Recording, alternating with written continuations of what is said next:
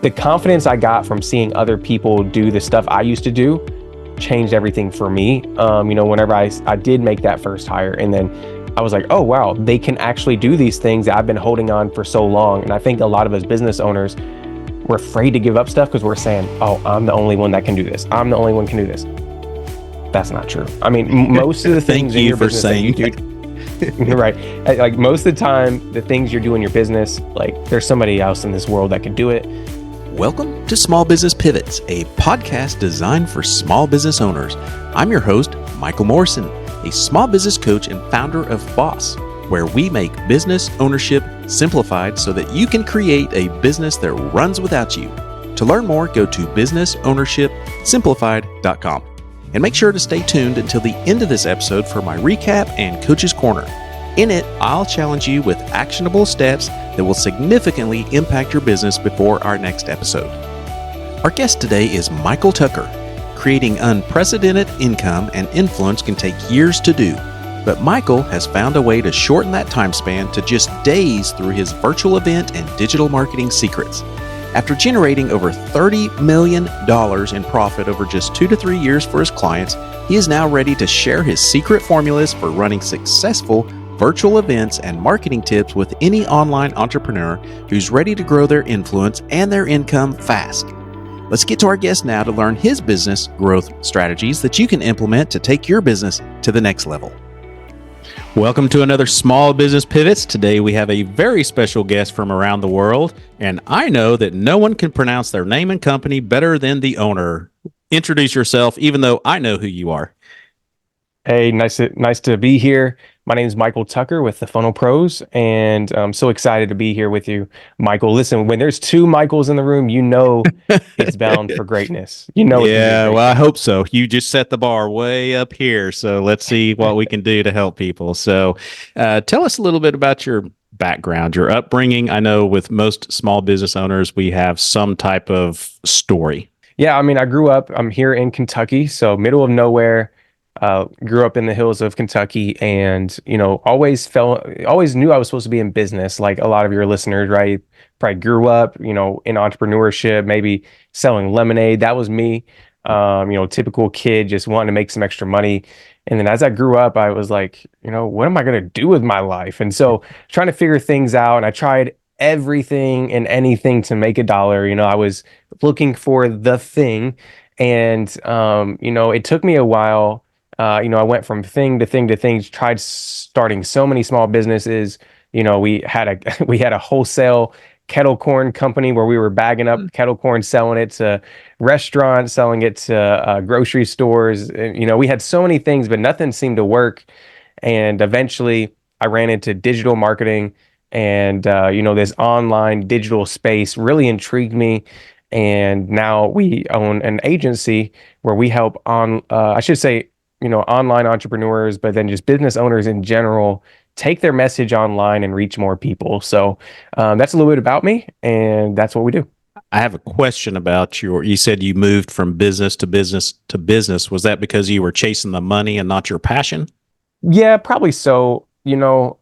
Business for me is a passion. I love creating stuff, and that's probably like, I don't know if you can relate. Maybe you can, maybe you can't, but I just love building stuff. I'm a builder, right? So like ever since I was little, like I love creating things, like creating websites, creating, marketing plans. Like I love it, right? And so for me, I think I bounced from thing to thing to thing because I was looking for the thing that would solve all my money problems. And what I didn't realize was that all the vehicles I was jumping into worked, right?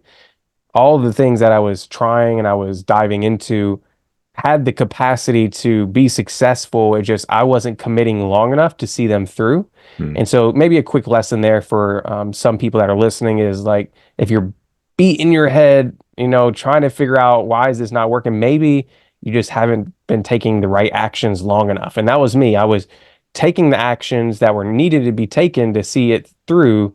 I just wasn't doing it long enough, and I didn't have enough patience and enough commitment. So for me, I don't think it was necessarily a passion issue. I think it was just more of the shiny object syndrome that a lot of us have, and we just aren't content where we're at. And so if you're here and you're struggling with that, I would say just commit to one thing see it through, give it more than a month, give it more than 2 months, commit to something long term and see how it turns out. And that's what I did. And the fruits eventually came after a lot of sowing, but it eventually panned out. Well, I think we're done here. That was the best advice I've heard all day. No, I'm just kidding. Hey, let's wrap.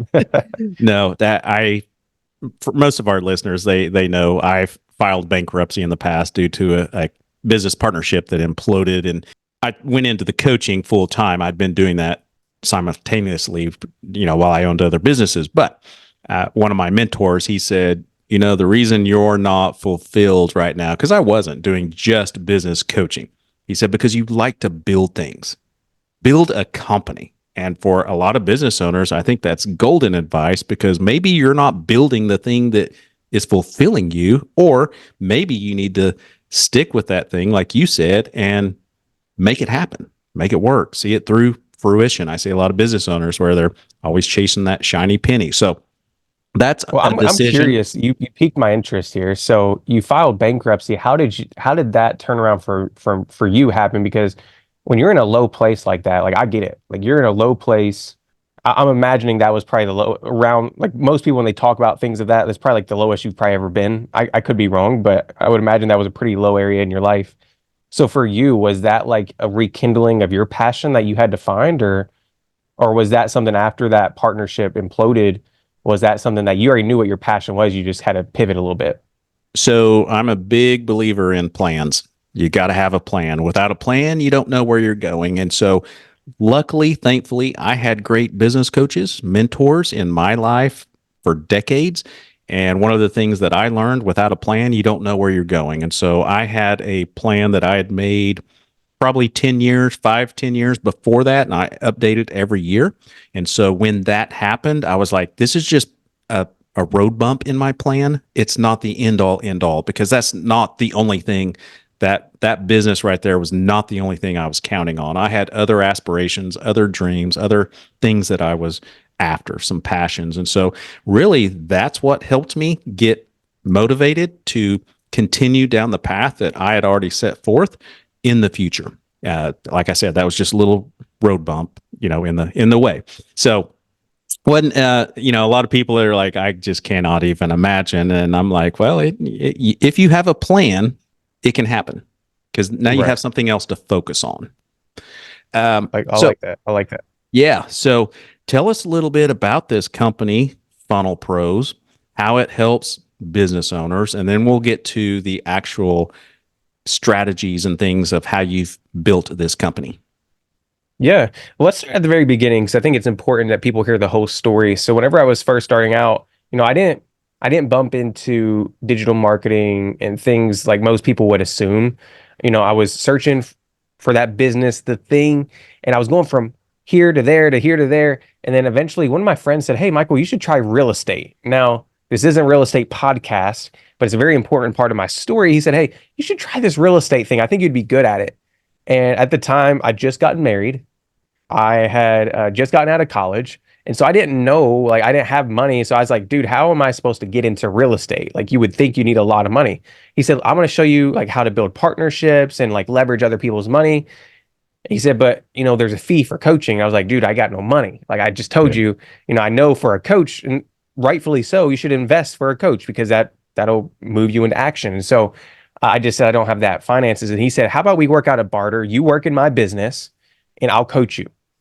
And this was a godsend for me. This was amazing because at the time I was looking for that thing, and I didn't really have the money for the coaching, but he opened the door for me. So I stepped into his business as like a systems marketing. Like I had no clue what I was doing, by the way. I just kind of stepped in there. I was like, I think I can make this work. I can learn. I can watch YouTube videos, and that was like my first introduction to the digital marketing space. And so I like to stop and like give tips for people. If you're here and you ever come up in a situation like that, remember, you are only limited by your own creativity. Let me say that again. You are only limited by your own creativity. You heard Michael was talking about when that bankruptcy, he had to pivot. It was just in his mind, that was just a bump in the road. It was because his creativity allowed him to move past that. And so for me, at this point in my life, I was like, well, I'm either going to have to go pick up more hours working at a restaurant as a restaurant server to pay for this mentorship. And then we came up with this barter. And so that was the creativity of two minds coming together. So I still use this today. I still barter with people. I still find ways to get creative. And so if you're here and you hit a brick wall, ask yourself, how can I get creative to see this through? And so that's what we did. And so I jumped into his business. We bartered. He coached me in real estate. I went ahead and I started helping him with his marketing. And long story short, we found that there was one vehicle that got us a lot of success. One vehicle, one tool that we used, and it took us to $750,000 in 10 months. And the cool thing is we were a small business. We weren't like some big, we didn't have all these emails. We didn't have all this money for advertising. We started out very basic, just me and him started this small business online, and we grew $750,000 in 10 months. And that vehicle was virtual events. And so you may have a brick and mortar, you may be listening to this and you may have an online business. I don't know where you're at, but I truly believe that virtual events can be a great way for you to get your exposure out there. Whether you're a life insurance agent, whether you're a real estate agent, I'm just making stuff up here. Virtual events, I truly believe, can be one of the best ways for you to get your message out there. And one example, and I'll pass it back over to you, Mike, is we have a friend right now. He exploded his life insurance agency, literally exploded it to millions of dollars a year in just a couple years through virtual events only. And you would be like, what? An insurance agent? Like how does that work? When you dive into what's possible online, it'll blow your mind. So after seeing that, like the success of me and my real estate coach going and helping so many others, we decided, hey, we should start an agency and help other people run virtual events to get their message out into the world. So that's what we do. We step in, we say, hey, Michael, you want to get your message out? Let's set you up some high converting events. Let's set you out some really methodical, strategically built events, and we run these events online to share your mission, to share our mission to the world in hopes of turning those people into clients and part of your family. So I know that was a little longer answer than you probably were wanting. No, But I that hope was that gives you that was some good insight. stuff, and I'm still digesting. And I want to help small business owners because I know sometimes when we are under pressure, a trial or tribulation, sometimes we can't be creative. And so I want to kind of give an example of how I pivoted. It's not all about me, but I want to piggyback on top of what you were talking No, go about. for it. So another thing that I did was I was like, okay, there's a lot of business partnerships that do work and they're very successful, but most of them don't. So why? So as a coach, I was like, I need to create a course. So my focus was on how can I move past this and help other people see the red flags, be a better whatever it is, human or partner or whatever it is. And so we created an online course of what it takes to make a successful business partnership. And it's on our website. And one of the things that I found was that for most partnerships that don't work, it's a misalignment of core values. That's it. It's how are we going to get where we want to go? And we don't see eye to eye. And that's usually what causes the tiff or the disagreements and things like that. Well, when you are creative like that, like you mentioned, it takes thinking outside the box and how can I keep moving on and learn from this and help others. And so I just want to, that's so valuable. I don't know that anyone's mentioned that coming out of a trial or tribulation of how to get past it. So I love that. The second thing is, when did you start this company? So we started this. I was a solopreneur for about a year myself. So we started doing this actively. I would say it's 2018, something like that. I was doing it solopreneur for my real estate mentor. And then after about a year of helping him, we grew from really just referrals only up to this point. And so around 2018, 2019, I hired my first assistant, which was like a big deal for me. I was like, Yeah, that was the first first time employee. I ever hired really anybody. So I was like, that was a big deal. And I truly believe if you feel like you're maxed out right now in your small business, you're feeling stress, like find a way to delegate, because the only way you can elevate is if you delegate. So Yeah. that's one thing that changed for me. Was at 2019-ish, 2018, hired our first employee. And then from there, I think now we have like 7 of us. So we're not a super big team. We're still a small business, 6 to 7 of us, but we operate pretty efficiently, I would say. Fantastic. So we have a lot to talk about then because You created this before COVID, which a lot of Yeah. people got into this because of COVID. So let's start from day one, because I recall that Zoom was not a big deal. Online meetings were not a big deal until Zoom, when we were forced to do that. So, how did you get that momentum going with something that people weren't familiar with in that space? It wasn't a big thing. Everybody went to live trade shows and events. So, tell us a little bit about that for business owners that are struggling, kind of getting that momentum of getting that word out, getting your brand known. Yeah, I think it all comes down to messaging, to be honest. It wasn't hard for us because we were selling something that was irresistible in the eyes of the people. And so why wouldn't they show up to a Zoom, like even if it was inconvenient for them at the time? And so I think a lot of people, maybe this is me reading wrong, and maybe others will not agree with this. I think a lot of times the reason why people struggle it may just be because they're not selling passionately enough, and they're not, for us, we were pushing something we were super passionate about. I mean, my real estate coach, he was passionate about this real estate industry. He was passionate. You could tell through his messaging, his marketing, everything he did was big. And so for us, it wasn't an issue. It was easy for people to show up and spend an hour and a half, 2 hours for us inside of Zoom because we were sharing in a way that was easily pull people in. So the question is, right now with your guys' marketing, with whatever you're putting out there online or maybe even person, regardless, do people see the passion in your eyes? Do people feel the excitement coming from you? And I know that's hard because I'm going to be honest, I'm here speaking on a podcast, but I like my alone time. I'm one of those I can like kind of withdraw to an island by myself and I'll be cool. So I know there's a lot of effort and energy for some of us to go out there and do that. But listen, I'll say this when you can get good at the transferring of a belief, everything will change. What do you mean, Michael? If you can get your belief so high that it transfers over to other people, you're going to see better sales, you're going to see better community in your company. It's going to be crazy. So for us, we just got really good, man. Long story short, at sharing our belief and sharing our passions with people, and it made it a lot easier at the beginning, even though a lot of people were going to in-person events. It just people believed and saw what we were doing. And so it was a lot easier. So I'm not going to say there was a magic pill or a magic answer to why the virtuals did better at the time. I think we were creating something that people wanted to latch onto. Mindset, it's critical. And for those of us business owners that are lacking the mindset that we need to build something big, there's a great book called Mindset by Carol Dweck. And I will forewarn all of our listeners, it is a very long read, but it is a great book. Great book. It really helps you to think differently.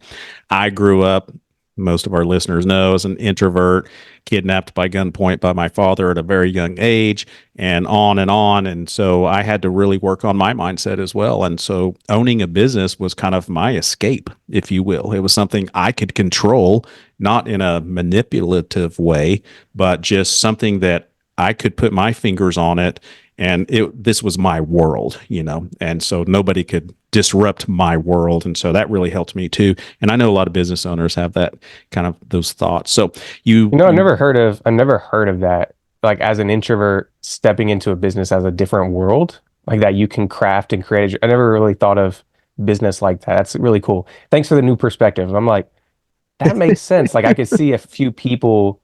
Yeah, never mind. I'm not going to go into all that, but that was really cool. Okay. Thanks for sharing. Well, that's just how my world works up here in my head. So anything that helps with your own mindset that gets you through, I think we're all human. And so, anyways, so you hired your first employee, which is a big deal. How did you adjust? How did you structure that so that you got the best out of your employee, your company? How did you take that to the next level after you made that first big leap? Yeah, so for me, I think and this is basic, I'm not going to say basic because maybe not everybody knows this, but for me, starting out whenever I was first, deciding, how am I going to hire? How am I going to do this?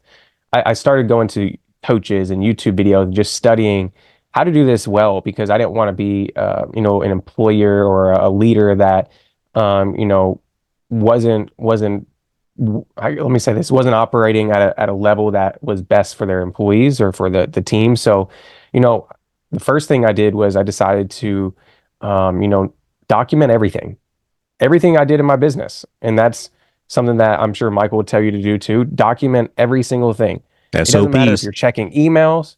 Yeah, like so I had to sit down and document everything I did in a day and said, okay, what are the things that are my strengths that I need to stay with? And then what are the things I could probably delegate and task to somebody else? And the things I task out, I need to find somebody that those are their strengths, not their weaknesses, their strengths. And so for me, a lot of the things like I am horrible whenever it comes to admin work, like organization of document, like all that stuff, planning. I can do high level planning, but whenever it comes to intricate details, that's just not me. I'm not a very detailed person. So I needed to find somebody who was detailed who could pick that up. And so for me starting out, I think that transition was just saying, hey, let's look inside. What are your strengths? And then let's just outline everything. Let's document everything to figure out what those, you know, details, I'm sorry, what those strengths are a little bit more detail and then just outsource the rest. And so that's kind of how I've been operating up to this point, and that was what kind of helped me during that transition. Well, you forewarned everybody when you get two Michaels on a show, it's kind of dangerous. And so everything you're saying, I'm like, yep, we got a workbook for that. Yep, we do that. Yep, we coach that. Yeah, so It you're doing it sounds like you right. guys that are listening to this are listening to the right coach. That's all I got to say. So, Well, I appreciate that. So you're listening to Small Business Pivots. This podcast is sponsored by Boss, where business ownership is simplified for success. Boss helps business owners create a business that runs without them with business consulting, business loans, and much, much more. Go to businessownershipsimplified.com to learn why small business success starts with Boss. If you're enjoying the podcast and want to stay up to date with all of our episodes, make sure to hit that subscribe button, give us a thumbs up, or leave a positive review. Let's get back to our guest. I know a lot of business owners get stuck, and a lot of our listeners are like, I've watched the YouTubes, I've read the books, and nothing's changing. What was that point or pivot that you made that you felt like you're not working in the business? Because obviously, if you got to the point that you're creating systems and processes, now you're working on the business. What was that shift that you feel that helped you be able to do that? yeah, and I'm gonna say, I mean, there's still times where I feel like I'm working in the business. I'm definitely working more on the business now than ever. So I don't want to seem like everything's hunky dory and I'm, you know, not in the business, you know, because we do operate at a very high level with a lot of work. But I will say this: I think once you delegate that first time and you can realize that when you can give up uh I was going to say something really weird and I don't want it to come off weird. So let me rephrase this. The confidence I got from seeing other people do the stuff I used to do changed everything for me. You know, whenever I did make that first hire and then I was like, oh wow, they can actually do these things that I've been holding on for so long. And I think a lot of us business owners, we're afraid to give up stuff because we're saying, oh, I'm the only one that can do this. I'm the only one can do this. That's not true. I mean, most of the Thank things in you your for business that you saying do, right? Like most of the time, the things you're doing in your business, like there's somebody else in this world that can do it. And even if they do it 80% better than you, it's probably just better to hand that off. So for me, I'd say what kind of helped me was that just that new confidence that came from the delegation there. That's my story. You know, I don't know how it would be for everybody else, but that just whenever you can step into a new confidence, you know, like that, you can operate at a different level. You know, your mindset starts to think differently. You start to look differently at your business because now you have all this space up here that's free now, right? All this space that you were worrying about the emails, you were worrying about the clients, and now that it's all gone, you can actually dream again. You can actually think again. And so for me, whenever I first started out, you know, maybe you guys talk about this, maybe you haven't, but for small business owners, I think virtual assistants are a great way to start out. And if you don't know what a virtual assistant is, because I'm not up to date on what you guys have talked about in the past, it's we hire individuals outside of the US or outside of our country and bring them in. And it's very affordable. And you may say, Michael, like, what do you mean very affordable? Well, there's some of these countries that their average pay is like fractions of what it is here in the US. And that's not a bad thing. It's like we're providing a lot of employees across the world with amazing jobs. They're getting paid amazingly well. It's just their currency is different, right? And so, like, for example, we pay some of our employees in the Philippines, we may pay them $5, $6 an hour. And you say, Michael, that's horrible. US standards, yes, but over there, some of them are only making $2 an hour, you know? And so for us, that was a big step. So this is totally off the rails here, but if you're a small business owner and you want to hit that confidence faster that I experienced and you want to delegate faster, maybe start out with something more affordable like a virtual assistant that can step in virtually to help you get the loads off your plate, right? So for me, in my my mom, she has a small boutique, a clothing like kind of brand, and so I was telling her, I was like, you're fulfilling all these orders yourself. You're responding to people's emails. They're invoicing. Like you could outsource this to somebody else for $500 a month, $400 a month. It would open up so much space. So I think a lot of us just have never experienced that freedom and that confidence before, and I think that would change so much for a small business owner is when you can finally back away and breathe a little bit and step out of the mess to think. Does that make sense? Oh, 100%. In other words, give up control. You're not the only one that can do what you think you can. And I hate to sound, mean, if you will, but Mr. or Miss Business Owner, you're not the best employee. Okay. I tell that to all my clients. I'm like, you're not the best employee. That's why you own the business. So Right. let your employees do what they're great at. And did you leave a job? Because most of us left a job to start a business. Did you leave a job to get another job? Okay. Change your mindset and think. I had a guest on maybe about 6 months ago, and he said it best. He said, when he takes on a new project or a new customer, he doesn't think about how am I going to get this done. He thinks about who can I get to get this done? Who can I use or get to get this done? And I was like, man, that's a great framework to think about so that you're not getting stressed over like, we got so much work and I don't know how I'm going to get all this done. No, you shouldn't be doing that, So I Yeah, love that. there's a That's a book. great. I think there's a book, right? There's a book called Who Not How. So go check that out. It's been a while since I've read it, but definitely. And I'll say this as well. One of my clients does this exceptionally well, which he's made a lot of money, online and just not just online, but he has a firm of his own in person. Started out small business owner and grew up to now he's doing 7, 8 figures a year. And one thing he does really well is this, what you're talking about. He will not start a business until he knows who his operator is, until he knows like who his marketing lead is going to be. Like I've never even experienced that. Like growing up, I was always like, oh, start a new business. I'm just going to go do it myself. Kind of like you were just starting, right? But that was the thing I think that a lot of non-successful, I'm not going to say non-successful, but people that are stuck and those that maybe have scaled up and maybe those that are doing bigger things, maybe it's just that mindset shift of how they look at business in totality. And so for him, he didn't look at a business like you mentioned as me being the core of it, but my team being the core of it. And so that just always blew me away. I just want to give that example is like, because he did this recently. He started a new business about eight months ago, and I was actually a part of the marketing team. He selected me to be a part of that. And so he was like, no, I'm still working on finding my operator. I'm still working on finding this person, that person. I'm like, I would already started the business by now and been doing stuff. But he's Yeah. like, no, I'm not starting anything until I know. So thanks for sharing that because that's just a good reminder to step back and, like you said, plan out the process. And I think once you do that with employees, it makes everything a lot better, a lot easier. We had Mike Beckham. He's the co-founder, CEO of Simple Modern. So they're the drinkware, Right. and he's here in our state of Oklahoma. He was on our podcast, and that's exactly how they started. They hit the $100 million mark in less than 10 years. The first step he did was he hired those key people, and they didn't even have a product. He says they didn't even know what Crazy, they were isn't going it? to sell. And then they kind of had a group setting. Once he had the right people, the key people, then he said, okay, let's what are our strengths and weaknesses? And they all agreed that they were probably really good in the e-commerce space And then they said, okay, what can we sell in the e-commerce space? And they just kind of went down this trail. And so you're dead on. First of all, have clarity. Secondly, have the right people.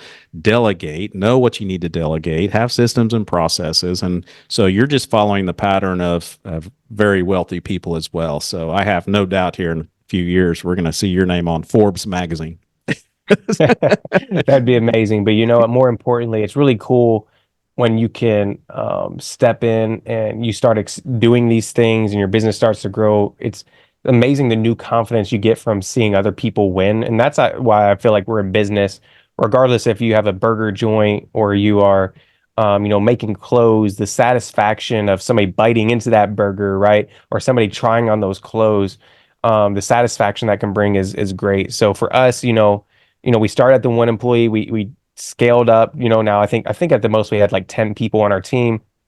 And it's not been like I said, magical the whole way across. There's a lot of hiring people, then a week later they quit. There's a lot of, I think we've done hundreds of interviews, right? So one thing I did want to say though through that process was the screening process, because I know we're talking about a lot of hiring and that's, kind of where we went down this route. But what has helped us really good is getting a really good idea of what that job position is and who we want to bring in and not settling for less. And so for us, we have a super great screening process where we may have 100 people apply, but we only interview 4 to 5 people. And so we've really dialed in on our expectations, what we want to see from those in our company. And that's helped tremendously as well, stop a lot of the heartache. Because if you are here and you've experienced the hiring process, that the human resources side of business, it can be draining. And so maybe ask yourself, for those of you all that are maybe in that mid intermediate level, where you're trying to bring on maybe a few more team members and you have been doing it unsuccessfully, ask yourself, what's my screening process like? Do I have expectations of who I actually want in this role? Or am I just kind of going out there and interviewing everybody and anyone, So that was one thing as we kind of went from that first employee to the next ones, was like, okay, we got to figure out a whole streamlined process for this. And so that's going to be different for every business because the frameworks may be close, but every business is totally different. And so you just got to figure out what that looks like for you. And that's what we did. And that helped out tremendously. That's great advice. I've got some former clients that we've worked with that just couldn't find that right employee. And I said, maybe you don't know what you're looking for. And they're like, well, I don't have time to go through here and write all the functions and the descriptions and the org chart. And I was like, well, if you think about this, it might take you a few hours to do that one time. And like you said, after you figured that out, now you just follow that system and it's a lot easier. You have the criteria, you know exactly who you're looking for. So I always say go slow to go fast. So take that time, all this golden advice that you're sharing, take that time to just do it, get it done, and it's so much easier in the future. Yeah, 100%. Golden advice. Love it. So what is one other thing that you would like to tell small business owners that you've learned? Maybe it's something you did that you wish you wouldn't have, advise people against, or maybe something, this is really what changed the pivot of my business. Yeah, I would say this. There's a lot of things I would say. Can I give two? Is that all right? Sure. Do I have permission to give Absolutely. two? The number one thing I say, I would tell myself if I was to go back, and I mentioned this a lot on shows I speak on, is I would have told myself earlier, and I would tell you all this same thing is, Michael, value yourself, your skills, your talents more. And so you're a small business owner right now. You're just getting your business up. It's easy to undercharge. It's easy to not know your worth because you're brand new. You're just starting out. So for me, at the very beginning, whenever I was starting this agency and stuff, I think I left a lot of revenue on the table just because I didn't have enough confidence in my talents and my skills. And so I want to just speak life into you and just say that what you have in your heart and your mind right now is more valuable than you probably think and you probably know. So step into that. Don't be afraid to step into that profound skill, that confidence. Because for me, I really struggled with that whenever I first started my business. I was like, I'm not going to charge this because I don't feel like maybe it's worth it. But like, really know that what you have been working years on, what you have been perfecting over time is valuable and people need it. So don't be afraid to charge premium. Don't be afraid to put yourself in that zone of premium service providers or a premium business owner. And so I can go deep into that, but I'll just say know your worth. Know your worth. And that was something I struggled with at the beginning. And then secondly, I'll just say from a more technical side and a more strategic side is really get good at making more offers. A lot of times, the reason, like revenue wise, I think a lot of us, may have struggled in the past is because we get so stuck in like the figuring out how to operate the business that we don't make enough offers for people to take. So this is a totally different belief and a totally different thought here compared to the other one. But don't be afraid to make more offers because the more offers and the more people you can get in front of, the more money you can make. So just ask yourself, how can I get my message, my product in front of the eyes of more people today? And that could lead to the new revenue goals that you want to hit. So just a few simple words for you, but those are pretty profound to me because those are things I've had to work on in the past. How can your product help a business owner grow their business, and what size of business is this a fit for? Yeah, so we are very, let me say this, we work primarily with very certain individuals. So I'm not going to say that I can sit here and describe that because I would be talking for 5 or 10 more minutes. But let me just say this, our services are very done for you. So what we do is we work with intermediate to larger businesses. If you're a smaller business, I will say we have resources. And is it okay if I give a free resource out today? There's no sales or Absolutely. anything with it. Totally free. Absolutely. So we have an ebook that lays out how we use virtual events to grow online. Totally free. I think it's like 5, 10 pages, just a high level overview of some things you can implement. If you go to virtualstagesecrets.com, you can check that out. Totally free. Just put in your email, boom, you can go there. But if you're here and you have a medium to larger business, you're like, hey, I'd love to maybe see about how we can use some events, some webinars, some seminars of some sort to get more leads for our sales team or get more sales for our company, then yeah, you go download the book. There's actually once you get that, just reply back to the email and I'll, my team or myself, we can, chat further. But I think the ebook for most of your audience will probably be a good start for them. So just go to virtualstagesecrets.com and you can go check it all out there. Fantastic. We'll put that in the show notes too. If you had a room full of business owners, is there something that would be relatable to all of them that you would like to share? Uh, as as a speaker, you want to say everything. So if I had a room full of business owners, and I would just say this, really get good at crafting your communication skills. I see this time and time again. The people who know how to speak, whether that's on a public speaking stage, whether that's in a sales call, they are often the ones that are finding a lot of the wins that I'm seeing. I'm not saying that you have to have that skill to win in business, but I'm seeing the people that really get good at communication, and that's why I love virtual events because you can show that, right? You can show your skill at speaking and use that as a tool to get more revenue and to get more leads. But I would say really work on this year at this moment in time saying, hey, how can I be a better communicator? Because communication is the key to a lot of things if you go back and trace the steps. And so that's something that I've been working on. I'm not the best communicator, but I'm working on it. And I've seen a lot of our clients, the ones that can communicate very well, whether it's online in a virtual event or in an in-person virtual stage or on a one-on-one sales call, they are the ones that are finding a lot more wins. So very universal message there, and I hope that's what you wanted. That's great advice. I once heard someone say, and I don't know who it was, so I apologize for not mentioning your name if you're listening to this, but I heard someone say it's not always the best company that wins the project, the bid, the job. It's the one that can tell their story the best. The one. Yep. So talking about communication, that's dialed in. How can people follow you, get in touch with you? What platform are you on the most?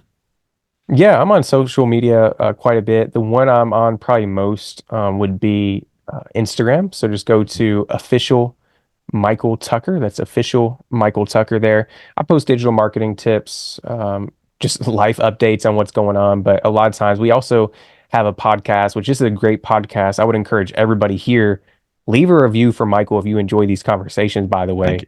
He's taken hours and hours out of his time to do these for you guys. So leave a review. Definitely share this show with a friend. But we also have shows similar to this. I don't know if they're as good as Michael's shows, but they're I'm there sure they on are. social. They're there on social media as well at my Instagram. So official Michael Tucker, and I'd love to connect with you. Just hit me up, send me a DM, and let me know you came from this show. I always enjoy when somebody says, "Hey, I came from so and so show," and I can go back to Michael and be like, "Hey, look, Jim just sent me a message, or Sally just sent me a message." So I would love to hear from you. What's the name of your podcast? Podcast is Million Dollar Secrets. We have multiple podcasts, and maybe Mike, maybe we can bring you on sometime. We'll talk about that offline if you're interested. But we have one called the Daily Gems Podcast, where every morning at 5 a.m. We drop a quick little 10-minute motivational spill for business owners. But then we have a more strategic podcast that's on like marketing and sales called the Million Dollar Secrets Podcast. So both of those are there. But yeah, Mike, let's talk about maybe doing some collaboration in the future. That'd be amazing. Absolutely. Absolutely. Well, you've been a wealth of knowledge. I appreciate your time today, and you've helped a lot of people. So we'll connect after the show. So I appreciate you again. And for our listeners, do what Michael says, all of it. It's right. That's what we coach to help you scale and grow your business as well. We have tools on our website. He's talking about delegation. We have a delegation quadrant. Everything that he's talked about, we have workbooks as well. So, this is coming from firsthand from a business owner that actually implemented these things and it's working. So follow Michael. I appreciate you again, and we'll talk soon. All right. Thanks, guys. Bye-bye. Welcome to the Recap and Coach's Corner, where I recap the overall theme of our episode today and then challenge you with one actionable task aligned with what we learned today that will move the needle in your business. In this episode, we heard another insightful journey into the world of entrepreneurship and growth. Michael's story teaches us that sometimes letting go can be the key to unlocking immense potential. As you reflect on today's episode, remember that delegation isn't just about lightening your workload, it's about strategically building a team that shares your vision and propels your business forward. In order to effectively delegate as a small business owner, you must have a plan. And that leads us into our Coach's Corner. In our Coach's Corner, I'm challenging you to take one action on your business that could lead to moving the needle in your business. Take a moment to evaluate one task or responsibility that you've been reluctant to delegate. Consider the impact it could have on the business if you were to entrust it to someone else. Then make a plan to either delegate it, eliminate it, or automate it. As a business coach, I find this is extremely difficult for many small business owners. So our team at Boss has created a wonderful workbook called the Delegation Quadrant. This workbook is perfect for the small business owners looking to build a strong team, to learn how to delegate like a pro with ease, to hire new employees your company truly needs, and to learn how to create a business that works without you. To download our free Delegation Quadrant workbook, go to our website, businessownershipsimplified.com. You can find the free workbook under the Services tab and click Free Resources. While you're there, poke around. You'll find many other resources to help you create a business that can run without you. But today, your action item in our Coach's Corner is to embrace the power of letting go by delegating, eliminating, or automating. Thank you for listening to Small Business Pivots. Please don't forget to subscribe and share this podcast. If your business is stuck or you need help creating your business to run without you, go to our website, businessownershipsimplified.com, and schedule a free consultation to learn why small business success starts with Boss. If you have a guest or topic suggestion for our podcast, or just want to talk anything small business related, email me at michael@michaeldmorrison.com. We'll see you next time on Small Business Pivots.